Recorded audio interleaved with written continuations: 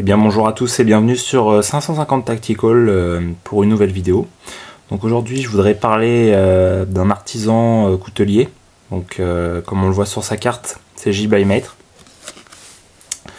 Donc voici quelques réalisations. Donc je mettrai en dessous de la vidéo le lien de son site pour que vous alliez voir ses réalisations et prenez contact avec lui si éventuellement vous voulez faire réaliser des choses par lui.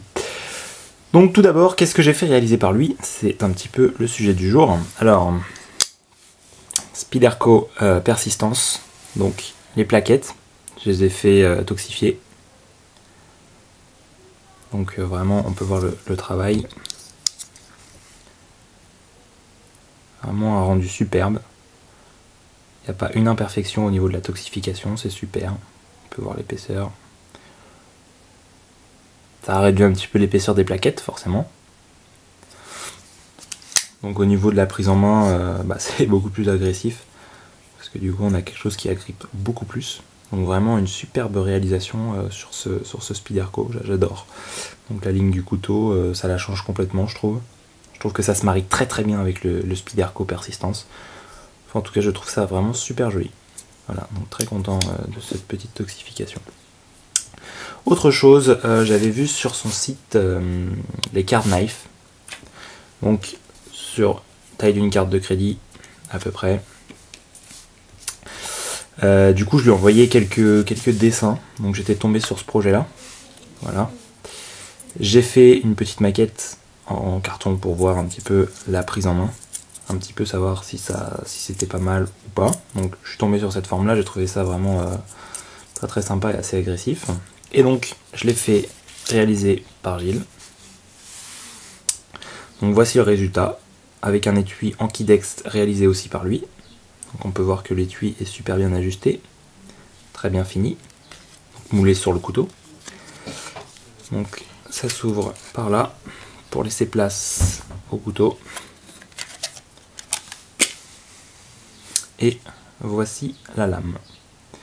Donc un petit couteau, un petit EDC je dirais, puisque dans son étui c'est vraiment quelque chose qu'on peut porter tous les jours. Donc là, quelque chose qu'on va avoir facilement en main. Donc on peut avoir un peu deux positions en fait du coup sur le truc, ici et ici. Donc après ça va dépendre du travail. Donc une lame réalisée en acier D2, donc vraiment un superbe acier. Le tranchant est vraiment impeccable. Donc ici une petite finition brute, je dirais, et ici une finition sablée sur la lame, ainsi que sur les bords. Alors là on peut voir, je ne sais pas si on voit très bien, mais juste ici les initiales GBM de Gilles. Donc voilà, donc un micro knife, vraiment moi je trouve super beau. Après ça, le look, vous me direz si ça vous plaît ou pas.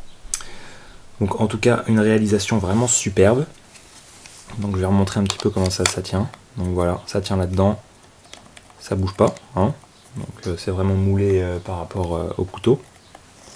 Et là en fait au niveau de la fermeture, c'est juste ce petit rivet qui vient se fermer là-dedans. Donc hop, par rapport à une carte de crédit, c'est vraiment la même taille. Voilà. Donc la card knife de chez Gilles by Maître, donc avec quelque chose que j'ai dessiné. Vraiment un outil très sympa. Alors à contrario, j'ai pris le plus petit couteau que j'avais, le Boker Subcom. Voilà, pour la taille à peu près ce que ça donne. Donc vraiment quelque chose de très très petit. Et après au niveau de la prise en main, c'est pas gênant. Voilà, on l'a comme ça, très très bien en main. Après ça dépend le travail qu'on veut y faire, hein. C'est pour ça que j'ai laissé les deux prises en main possibles.